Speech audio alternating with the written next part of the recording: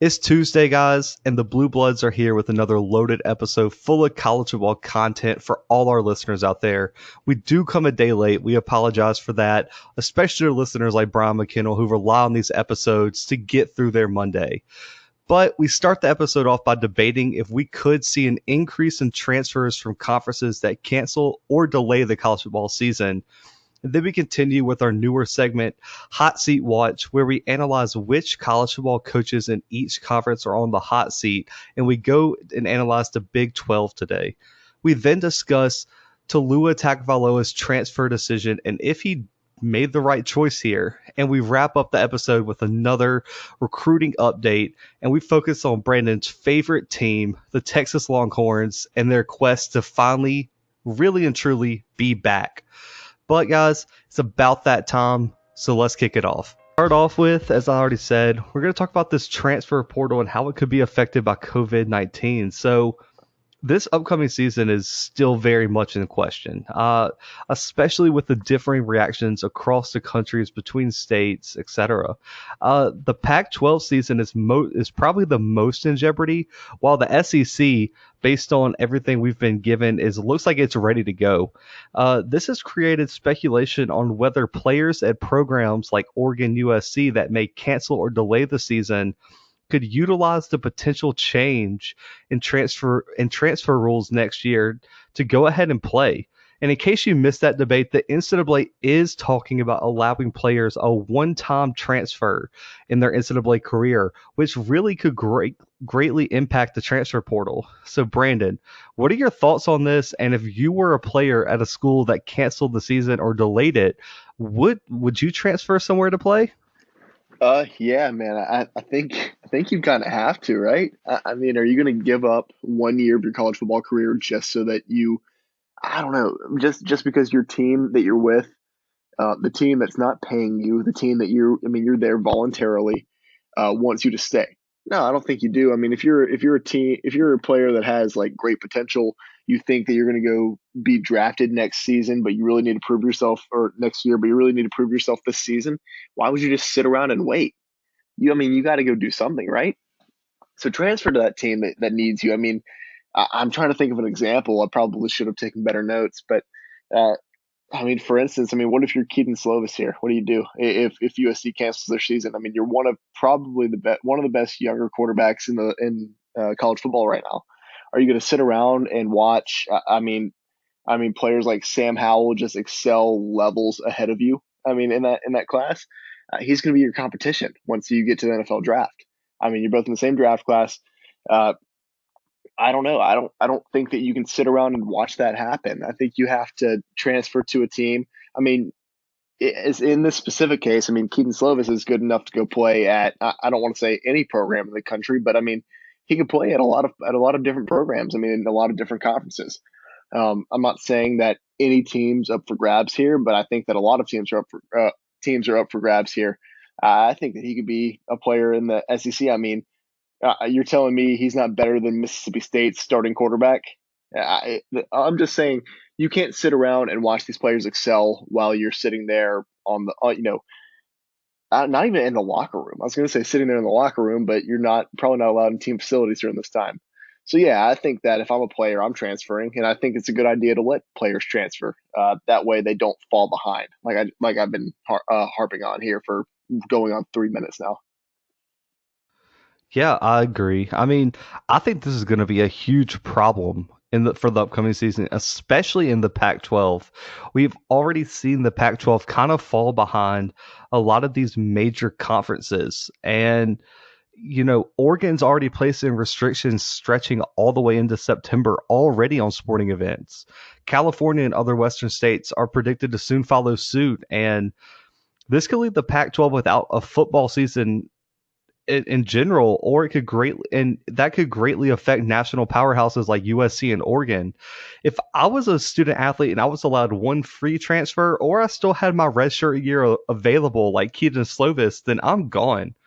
And it may sound selfish to bail on a program due to something like this, but I would want to play the sport I came to college to play. I mean, Brandon, we've talked about this a little bit on the podcast, but how valuable is 1 year to a to a position like a running back or cornerback who have who already have a short shelf life in NFL locker rooms. I mean, running backs get maybe one good contract on their career, and you're going to push your career back one more year. I don't think that's a smart move.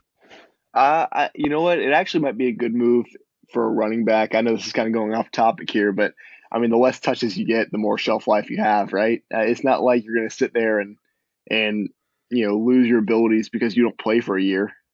If you're not getting that many touches for a year, you kind of have time to recover. But I see what you're saying. Yeah, but I mean, yeah, you don't get as much touches, but if you have a choice of a running back, because let's just say they don't play and the NCAA gives them another year of eligibility in the draft, I'm taking a running back who might be 2 years younger than you because I should be able to get more out of them. Right? Yeah, no, I definitely understand that.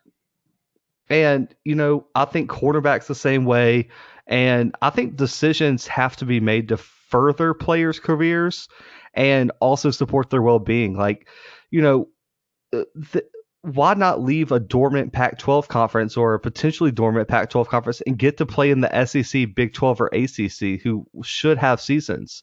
It could have long-lasting changes for everyone involved. So, Brandon, I kind of wanted to bring up this hypothetical for you. Wouldn't the NCAA have to step in and help these schools? So, like, let me just throw this at you. What if Oregon has something like 15 players leave? Yeah, Uh, yeah, it's going to be. how long will that push this program back? I would say multiple years, right? Yeah, probably. I mean, they have to sit there and basically rebuild. I mean, when have you heard of a college football team having to rebuild? You don't really hear that because you have so many players in and out. That would definitely be a new concept, and it would suck really. That would be awful.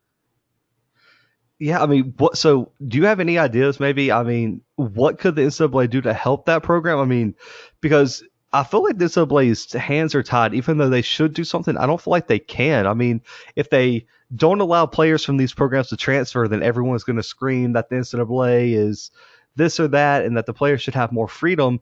But if the NCAA allows players to freely transfer, you're pretty much decimating college football on the West Coast. All right, guys. So here's what I like to call Brandon goes down the rabbit hole and I'm going off the dome right here is what I'm doing. So the first thing that popped in my head is, hey, there should only be a set number of players who can transfer. Then my second thought was, that's not fair to the players at all. You can't have that limit at like, hey, 10 players can transfer. Then if you're not the first 10, then oh well, you have to stay. You can't do that. If you're going to grant that privilege to one player, you have to grant it to everybody. So the second thing that came to my head was, well, all these players can transfer, but if you're a team that hits a certain number of players who do transfer, maybe you get some kind of reward from the NCAA. Maybe they give you like a scholarship, like a bump in scholarships for the next season, something like that. Do you think that would play? I think so. I mean, of course, increasing scholarship limits would help, but I don't think it would help them, get these elite recruits. I mean, I think it would have to be some type of funding or something, because I mean, their funding is going to be the big thing too. I mean, Oregon might be okay because they have a lot of backing from Nike, but what about a school like Washington State? I mean, who already doesn't dominate in recruiting, does an increase in scholarship limits really help them? Yeah, I really do think that they would, and that's why I brought it up. I mean, I think that, you give these players more scholarship limits, I mean, um, they're able to raise, I guess, what they can offer to players. I mean, a team like Oregon, it would really help them out a lot. Obviously, I mean, that's a team that year in, year out, they're giving away, those 25 scholarships. They get more, they're able to rebuild that program a little bit faster. But I do see how that could be a little bit unfair, especially in the Pac-12. I mean, you have schools like Oregon, USC, and UCLA, Stanford, and Washington that are going to give out all of their scholarships anyway. Then you have other schools that, hey, someone may transfer out, but you may not get somebody else in. I mean, let's talk about like the Arizonas of college football who may not give all 25 scholarships out year to year because they might not have that. I mean, does that make sense? I see where the flaws lie, but I think that the gesture of offering more scholarships might speak more, um, or might appeal to teams more than just doing nothing for them. Yeah, I understand. I think it would help programs a little bit. I think there also needs to be some financial considerations taken in. Can the NCAA offer anything to help some of these programs? I really just think, these Pac-12 teams have to look and try to do something to fight this. I mean, yeah, it might sound weird, hearing a college football podcast host give legal advice on this, but I mean, I just feel like you have to fight back, man. I mean, you got to fight for the college football season, because if every other conference in the country's playing, then it just almost makes zero sense why they should not be able to play. Do you see what I mean? I mean, that's millions to billions of dollars that they're depriving from these schools by not letting them play if the rest of the country can play. No, I definitely understand what you're saying, and yeah, I don't know if we're the best people to give legal advice. Maybe we should get Nick back on. He can. He's our lawyer, by the way, in case anyone was wondering. He's he's the only person we know with any kind of legal experience. So that's why he's our lawyer. He hasn't even told us that he's our lawyer. Is that, can I say that? Yeah, I'm gonna run with it. Uh, you gotta ask a lawyer if it's okay to like claim a lawyer. But guys, I think this is gonna be a sticky situation for the Pac-12, the NCAA, everyone involved. But I think the only thing we can be sure about is that if the Pac-12 can't play, I don't think the NCAA is waiting on them. I think we just see a season with a Power Four conference season. I don't think the Pac-12 is going to hold the NCAA back. Yeah, So this is going to be a storyline to watch moving forward, I think. this is the perfect time to move the AAC up and knock the Pac-12 down. I think. I 1,000% agree on that. I think we should move the AAC up anyway, but we'll see on that. But for right now, guys, we're gonna move on. Second segment of the day, and it's hot seat watch again. And and as we continue this segment, in case you missed the last two episodes, this is where we break down which head coaches are on the hot seat going into this upcoming season across each and every conference. We take it to the Big 12 today. So I'll let Brandon kick this one off. Which head coaches in this conference do you feel are on the hot seat right now? I'll be honest with you, Zach. When I was looking through these coaches and looking at what they've done at their respective programs, I only had one coach on my hot seat for this upcoming season. Um, and if you had one guess as to who it was, who would you say? I gotta say, I know your horns down for life, so it's got to be Tom Herman. You're right. It's Tom Herman. Tom Herman. I mean, is he? Let's talk about the expectations of this guy first of all, right? I mean, before he got to Texas, he was look. He was going to be the next best thing. He was the reason that Texas was back. He gets there. Obviously there's a scandal, and that we're not even here to talk about that. We're just here to talk about how he's been coaching. It's just, I mean, overall been disappointing. To be frank about it. I mean, his overall record with Texas has been 25-15. That's not good. In case anybody was wondering, that's pretty bad. In his 3 seasons there, he's 25-15, and that's a Texas team. And I understand that Texas hasn't really been great in the past 10 years. I mean, 2009 they made the national championship, but since then, what have they done? Not a lot. But I mean, to me, this is sort of a similar situation to Michigan's, right? You I'm gonna got to expose myself here for going back on my takes. I guess I'm not really going back, but uh, I could compare Tom Herman to Jim Harbaugh. I mean, do you see what I'm saying, Zach? They're two guys that have gone to story franchises or story team. I say franchises, story teams in college football, and they've underperformed year in and year out. They don't beat certain teams. They come out and they can talk all they want, but they can't perform in big games. They have all the talent in the world, and they have these coaches that everybody loves to hang their hat on, but these coaches aren't doing very good. And I'd say that Jim Harbaugh is doing a lot better than Tom Herman, but that's the closest. That's the closest scenario I could think of.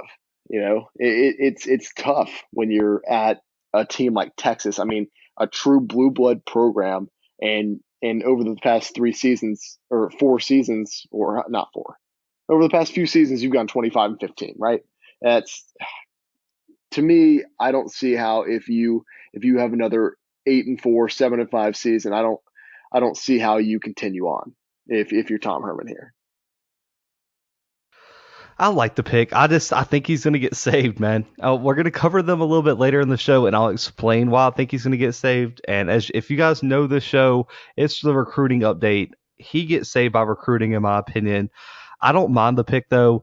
If things go extremely south, I mean, there's like a 4-8, 5-7 season for Texas. I definitely could see it, but I Right. think they're going to be around 9-3 again, Well, something like that. And I think they're going to keep them because of that. and let me add something else onto my argument for Tom Herman being on the hot seat real quick.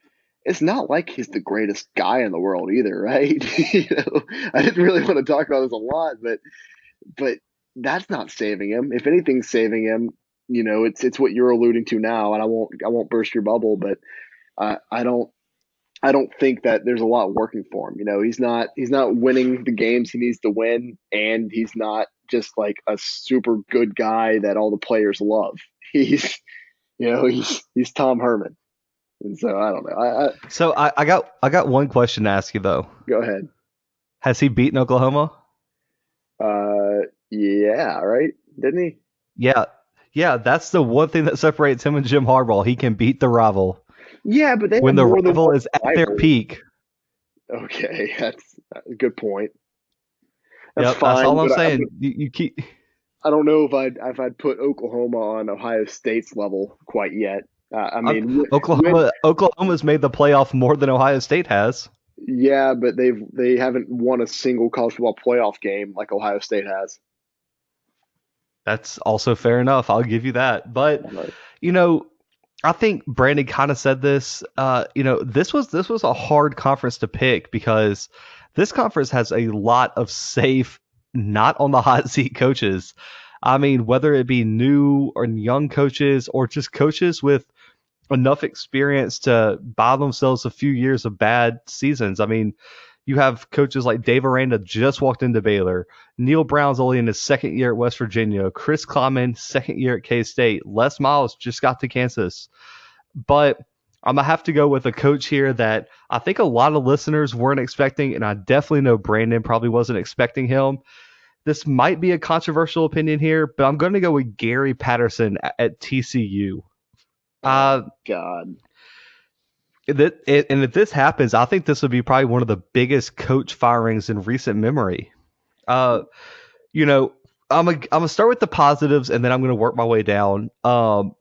Patterson has had success at TCU, guys. He was hired all the way back in the year 2000, and he's won a conference title in every single conference that TCU has been in that span. The CUSA, the Mountain West, and the Big 12. TCU's won a conference title in all three of those conferences under Gary Patterson. He's also won multiple Coach of the Year awards during his tenure at TCU, a lot of them. And I think this bought him a few seasons of mediocrity, but he's already used up three of them. And I think if he has a fourth, which I expect him to have, I think they're going to move on.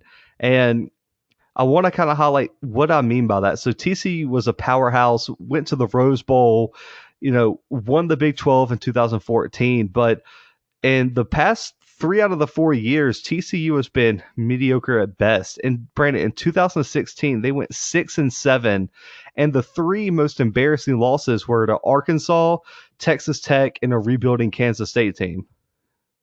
Not a great look there. No, not a good look. 2017, they rebounded, but then in 2018 they lost to Kansas, who was the worst team in Division One, and Texas Tech, who was not great in 2018. And they went 7-6. That's fine. But then last year, Brandon, they went 5-7 and lost to SMU, who's not a Group of Five team. They lost to West Virginia, who was one of the worst teams in the conference last year, and then a Kansas State team under a first year head coach. Not great, and you missed the bowl game and have a losing record. Yeah, but I mean, That's I don't know. I don't know, man. I get it. I definitely so understand it, and I don't. I don't disagree with the take. I don't hate it, but I don't know. My argument was that Well, he's done pretty well over his. I mean, like you said, he's won conference championships in every conference he's been in.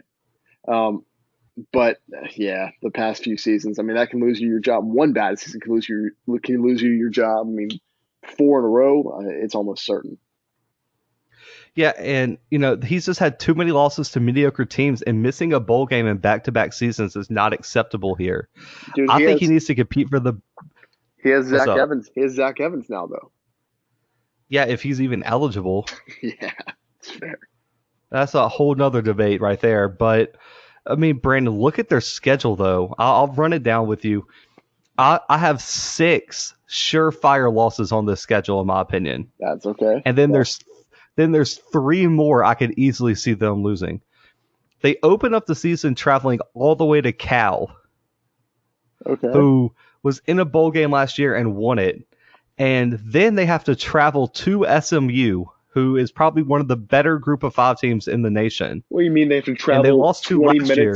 They have to travel 20 Yeah, minutes okay. to Yeah, SMU? 20 minutes, but it's still a home game at SMU, and I bet you that stadium is going to be packed out. Okay. And they lost to SMU last year. So that's 2 losses I'm chalking up. And then I think they lose to Oklahoma State. I think Brandon, I don't think you can argue this one. They're going to lose to Oklahoma and Texas. They'll lose to Oklahoma. Yeah, they play at Texas too, and I think Texas is a better team than TCU is. And I think they lose to Kansas State because they lost to them last year, and Chris Kleiman has a better program this upcoming year. I think those are I the like I six like the surefire losses. I like the argument that you're using that they lost to them last year. A lot of teams lose to teams last year and then they beat them the Okay, hang next on. year. Time out. Hang on. SMU and Kansas State are going to be improved teams this year. TCU didn't add anybody outside of Zachary Evans, in my opinion, that was super special or changed really my opinion on them. So I think if they couldn't beat those 2 teams when they were down, I think SMU and Kansas State are better teams right now than TCU. All right. I mean, I'm not here to argue against you about him being on the hot seat. Like I said, I definitely understand where you're coming from. It's just I don't some of the arguments, man. There you gotta tune them up. So, Brandon, I'm going to list 3 games right now, and I want you to rate your confidence that TCU is going to win this game on a scale of 1 to 10. All right, Okay. at Baylor. At Baylor, ooh, like that's like a solid two. Okay, so that could be a loss. How about at West Virginia? I'm straight up. That's a 10. 10 all day. You 10. think they lost to West Virginia last year when they had like the worst team in West Virginia history? Yeah, man, but it's still West Virginia and it's still Neil Brown's team. If I was going to put a second coach on the hot seat, it was going to be a Neil Brown. So yeah, I I think they beat mean, West hang on. Virginia. Wait, who did Neil Brown beat like 2 years ago when he was the head coach for Troy? I mean, why does that matter? He can win big games, man. I'm just saying. I don't. Why does that matter? You know. Um, Iowa State. There's no Children's Hospital. It's the bad Iowa team, but still, I'm like a three. So you just listed 2 of the 3 tough games as losses, most likely. And let's say the 6 surefire losses are there. That's 8 losses, Brandon. Do you think he survives a 4-8 season? No, absolutely not. Not, no way. And Brandon, so you were an LSU fan. You experienced this firsthand. At Les Miles was winning enough games that he should have probably been able to keep his job. Same for a coach like Mark Richt, right? Right.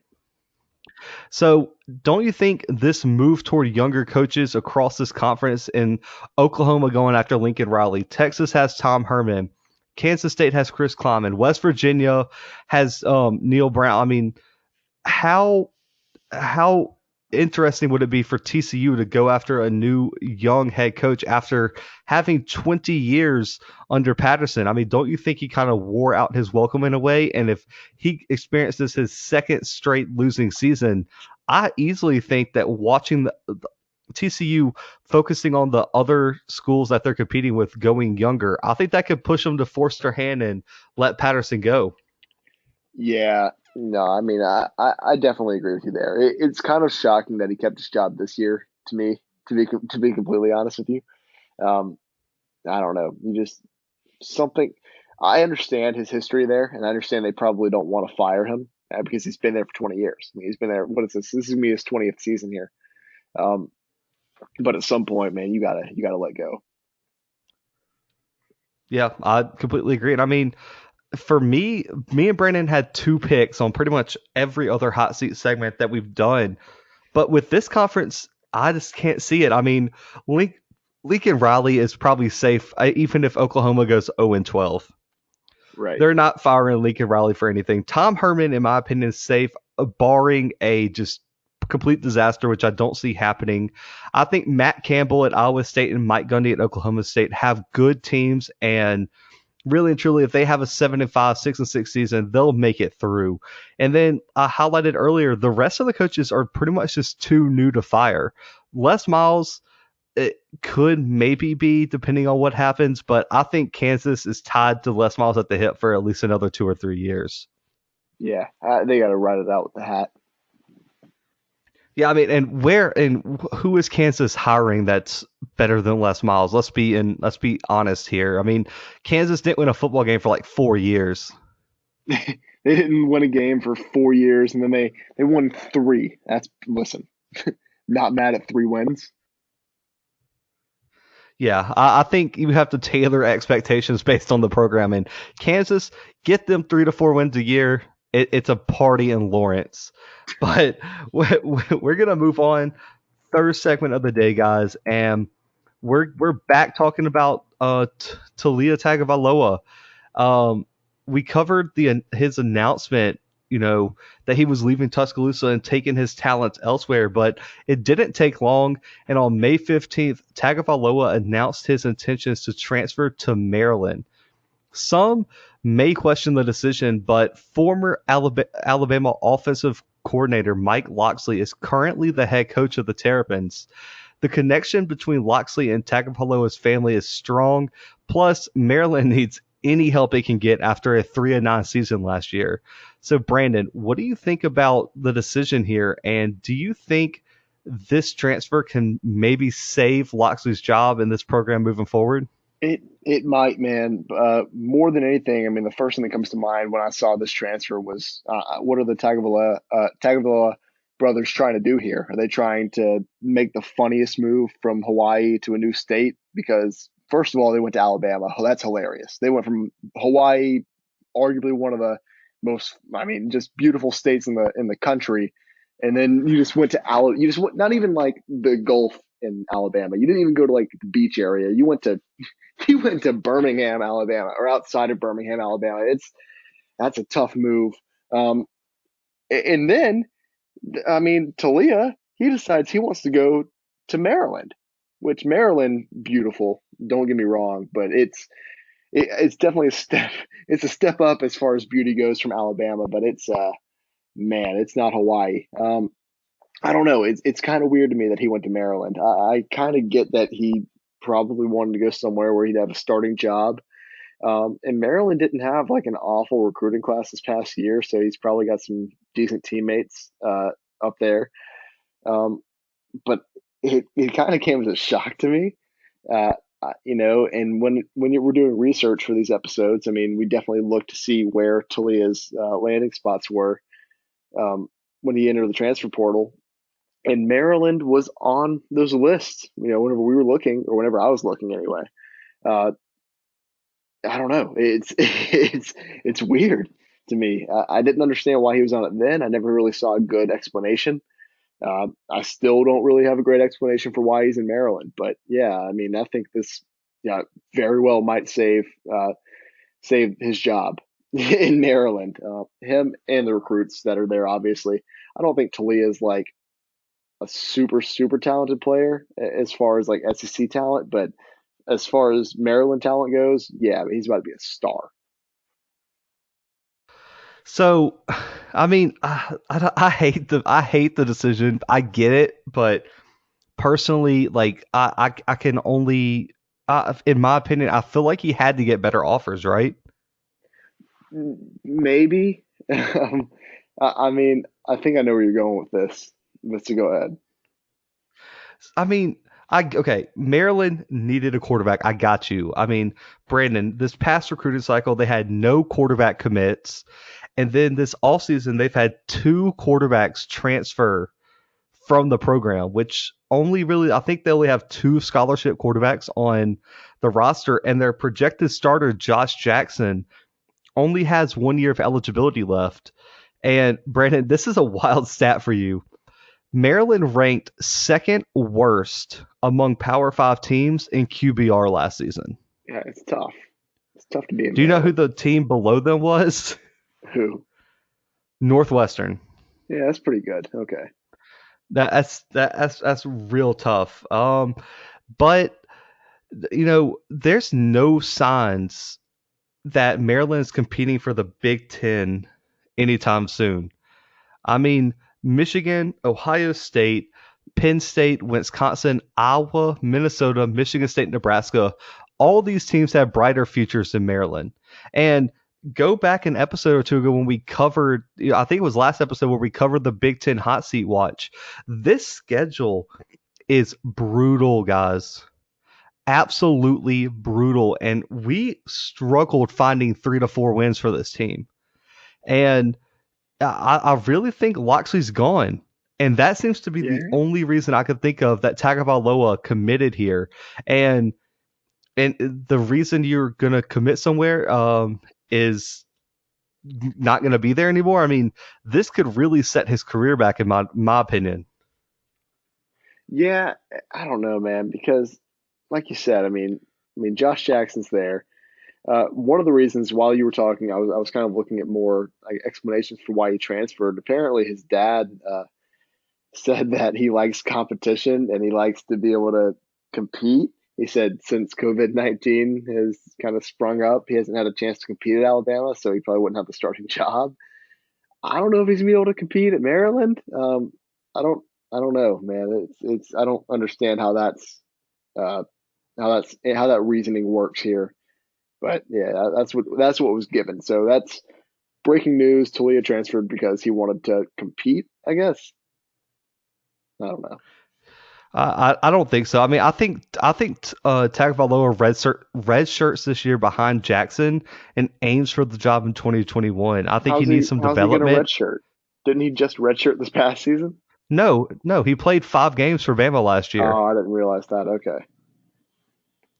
Yeah, so he played 5 games last year, so his red shirt is still there. So if he doesn't get a waiver, he could still redshirt next year. Um, but I really think he needs some development. I think he's going to be disappointed in this decision. I mean, personally, I think he transfers again, Brandon. This is a bold prediction. I think Loxley gets fired this year and Tagovailoa transfers again, and that's it. That's the last we hear of him. Brandon, can you name a player that transferred 3 times and had a successful career? Uh, I can name a player who transferred 3 times.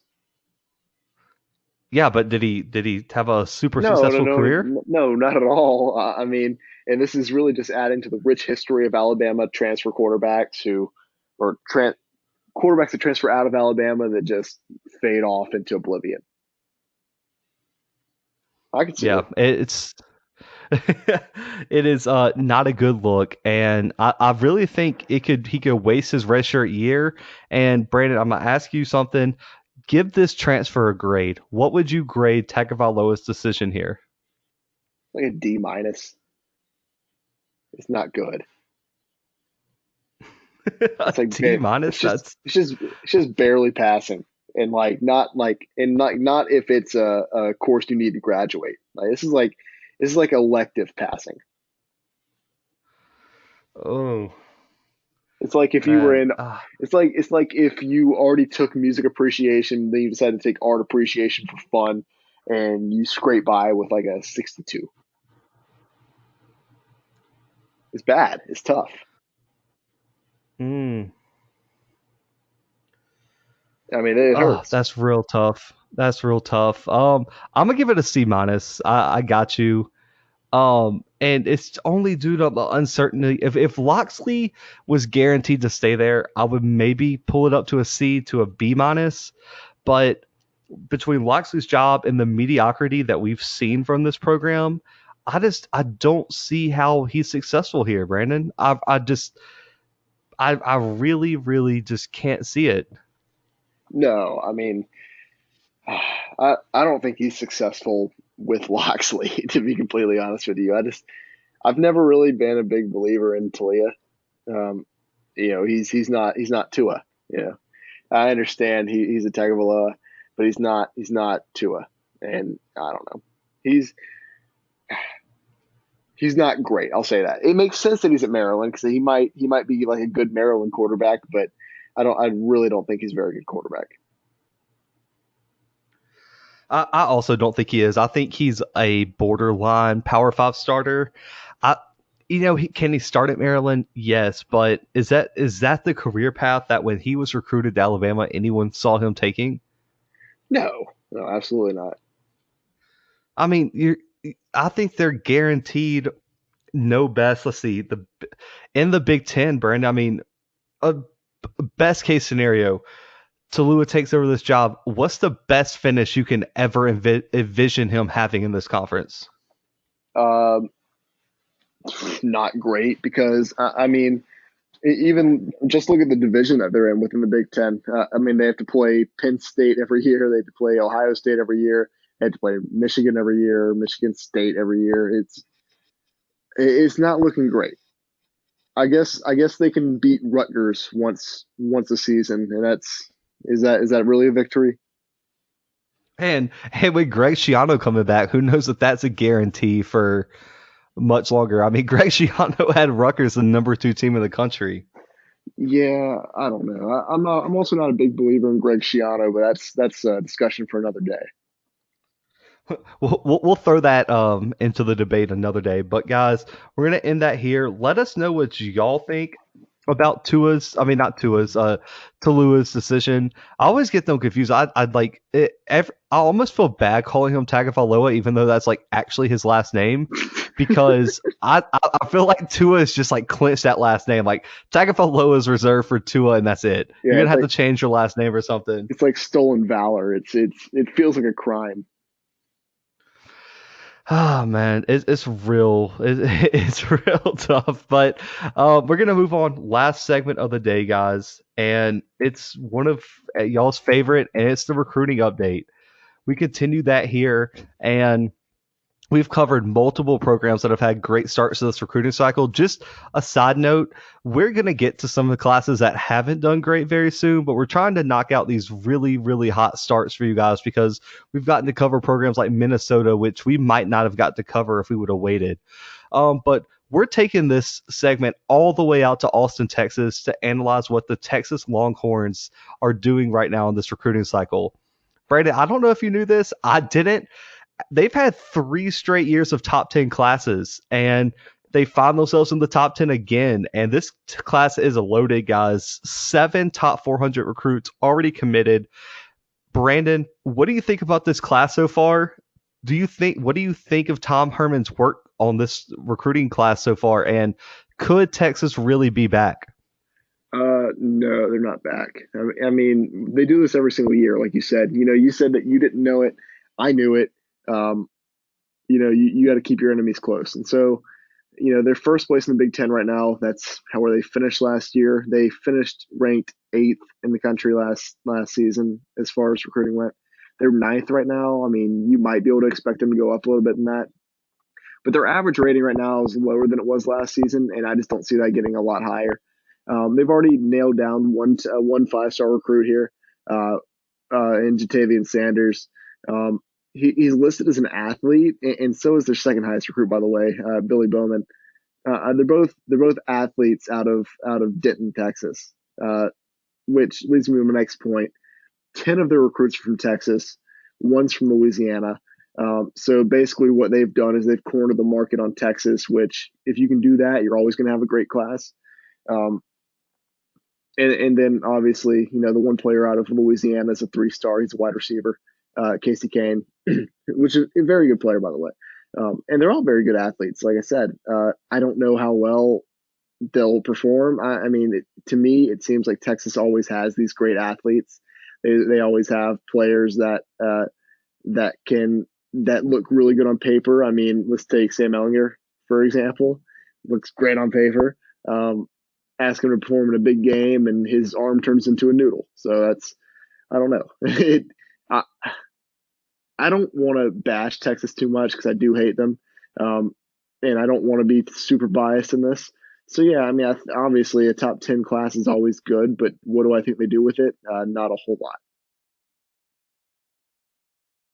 I don't know, man. I mean, so let's just highlight this class first before we get to like Brandon's the world's ending over here. The You world's know, not ending. as My of world's getting a lot better, as a matter of fact.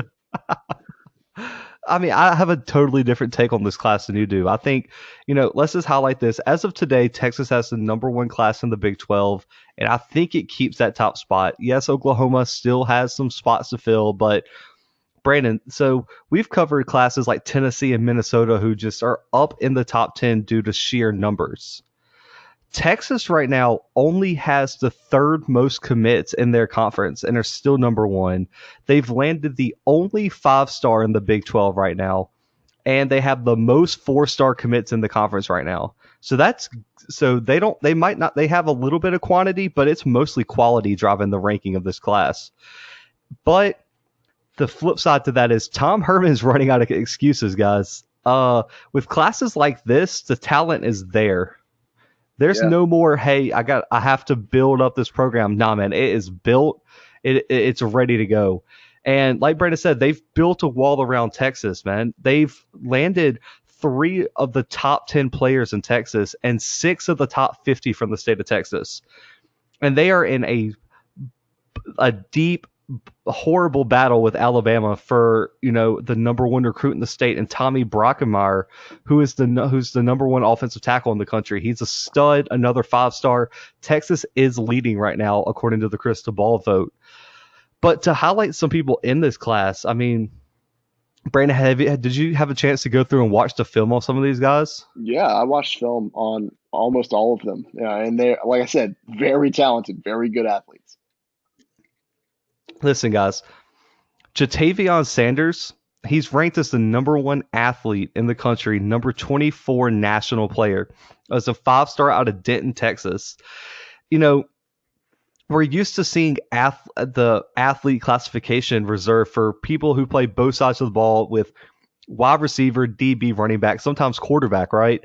This kid plays mainly defensive end, Brandon, No, I know. and still got classified as an athlete. Yeah.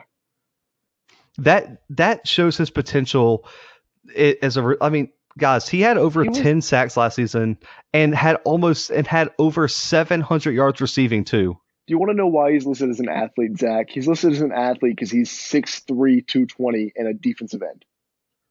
He's not going to be a defensive end in college. No, he's going to move into an edge slash outside linebacker position. I had that in my notes. I was getting there.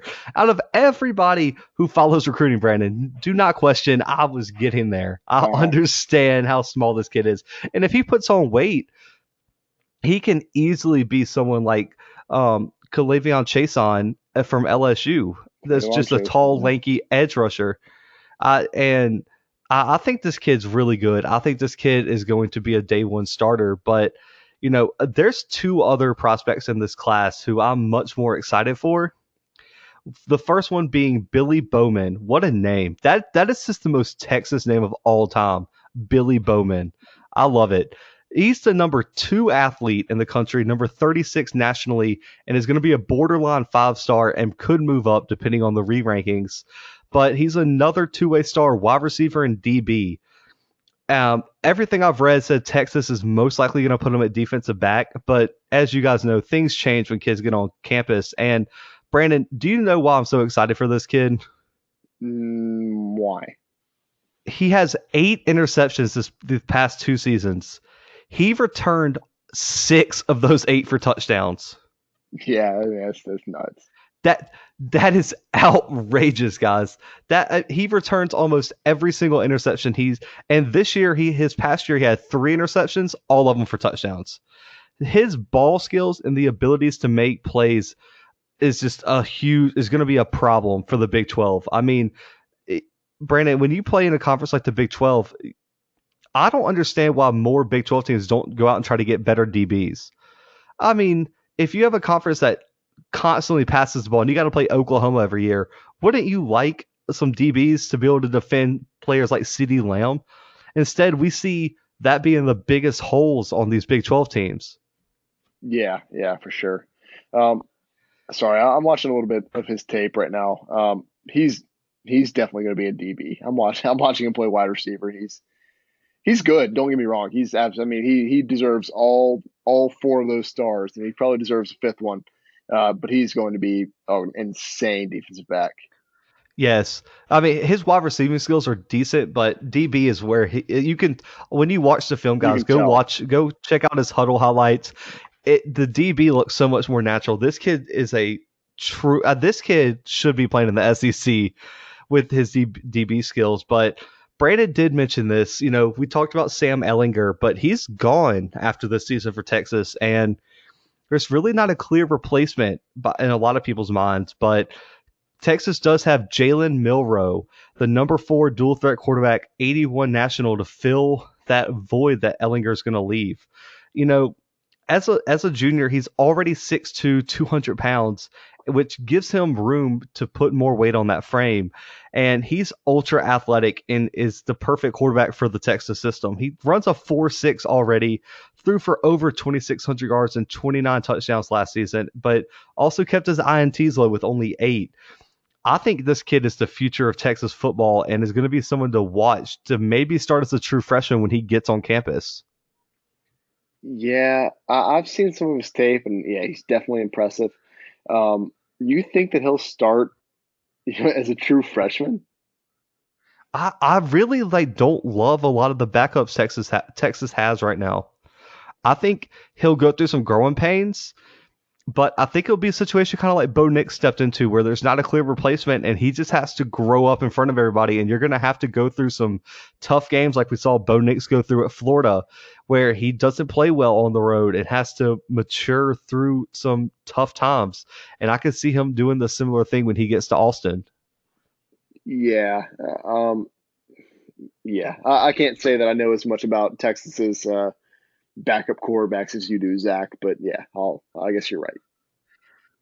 I so Brandon, looking at this recruiting class, is there a recruit that might not be super highly ranked that you could see being, an under the radar prospect to watch? Yeah, I already mentioned him actually. Casey Kane, this wide receiver out of New Orleans. I got a chance to watch his some of his tape, and this kid. I mean, he might not be the fastest kid on the field, but um, give him a little time, let him develop a little bit. He's a very physical wide receiver. I'll say that. He'll go up and grab a ball.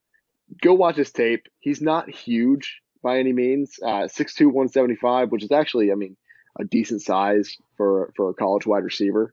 And he's still got room to. I mean, we could see him by the time he's a senior or junior or senior. I mean, he could get up to 200 easy. But yeah, he's a player to watch out for sure. I like that pick. I've also watched some of his film. Really, really good player. I mean, I don't know if a lot of offensive linemen are really hard to talk about on a podcast because you can't really. We do this, we don't do this podcast live stream, so we can't put up the highlights or anything. But Hayden Connor, the offensive tackle they have committed, he's a 4-star out of Katy, Texas, and this kid as a sophomore, Brandon, is almost 6'6", 317 pounds. Right. And well, I'm telling you, this kid is the prototypical offensive lineman you want to see. I mean, the only thing I think he needs to work on is his speed. He runs a 5.4, but when you're also, as big as this kid is, I mean, he's no Tristan Wirfs, but he definitely is like an Andrew Thomas. I mean, he just is a beast. Go watch his film. He is mauling people, and he's a grown man playing in high school, and it's almost unfair. And I guess if you're Texas, you do need some offensive linemen because Oklahoma always has one linebacker slash defensive end that just seems to wreck the Big 12. And I'm looking at Kenneth Murray this past year. Right. Is this a potential decommit though for Texas, Hayden Connor? I mean, I know he committed this past year. A lot of kids do that. Their sophomore, junior seasons, and then end up decommitting. It definitely could be. I mean, we have a topic on queue for future episodes talking about could we see just insane amounts of decommits once visits are allowed to happen, and I think it could be. I mean, I think there's a lot of teams. Once we get to that segment, I'll break it down more. But I think teams like Tennessee that are way high in the rankings and got some players that they usually don't get could be the biggest victims of the decommit bug that I think is going to hit college football this fall. Yeah, and this is just something that, I mean, out of curiosity, last night actually, once I got in to where I'm staying, I started looking at a couple players on 247 that I hadn't looked at in a while. A couple players from that are already like in college and like well into their careers. Um, and I ended up taking a look at Miles Brennan, and I somehow forgot that he just like decommitted from LSU like 4 times. And so that's, I don't know, that's definitely someone to keep an eye on. He's a player. The only reason I ask is because his crystal ball still says that he's 100% Texas A&M. So I don't know. It easily could be, and I mean, with a state like Texas, man, and we talked on the podcast about players are going to start committing closer to home due to the COVID outbreak. But once they can start taking those visits elsewhere, those other programs are going to look real good. You don't think a player from Texas who might not have got to visit Clemson, Alabama, LSU yet is going to not, really reconsider their commitment once Coach O, Dabo, or Saban gets them on campus? Oh yeah. Oh, for sure. I mean, just give it I mean, time. we talked about Bowman that's committed. I mean, he looks like he should be playing in the SEC for sure. And I think, once these coaches, people forget coaches haven't got to travel and see these kids in person in a while. What happens, when Nick Saban or someone comes to their games and gets to see them live? And a lot of these players that could be going other places could pop up on other teams' radars, and it could change the whole landscape of recruiting. Right, right, definitely. And another thing, I mean, the decommitment thing is going to be huge if some programs can't play football. Oh my goodness, yeah, for sure. I mean, what happens to USC's amazing recruiting class if California announces that there will be no football season this fall? Right. I mean, these recruits aren't going to sit around and be like, "Oh, I can't play next year." They're going to want to go and Exactly. yeah. I mean, they can't even train. I mean, if they're not playing football, they're not going to. You think they're really going to let their team get out there and practice? That defeats the entire purpose of what they're trying to do. Exactly. I mean, so I think there's a lot of what if factors in terms of when players decommit, and I think we're going to cover it one of these one of these up and coming episodes about how and why we could see that. But guys, for right now, that is a wrap on this episode. Yeah, we're going to try to keep a consistent schedule Monday, Thursday, but stuff happens. So forgive us. Check out the episode, subscribe everywhere. Podcast episodes available literally everywhere. Apple Podcasts, Google Podcasts, Spotify, YouTube, you name it. We are there. Subscribe, rate the podcast where you can. Tell your friends, family, co-workers, people passing by on the street. You know what? Even put it on your face mask. We'll send out stickers. Put it on your mask that you wear out. We want to get out there. We want to entertain everyone who wants to some more college football content. But we'll be back later this week. Social media, Instagram at @the_Bluebloods. Follow us on there. Twitter at @the_Bluebloods. Follow us there as well. And finally, like us on Facebook, The Blue Bloods Pod. And yeah, we post everything on there: episode clips, announcements, just random social media posts. We're in the works trying to get some more social media polls and stuff going like that. We know y'all love that. All the voting for all decade team, the brackets, we're in works for that. Also in works for merch. Stay tuned there. We want to get you guys merch as soon as possible. We are working on that. But yeah, guys, keep subscribing, keep listening, and we will keep dropping episodes. That is how this thing works. But for right now, we out.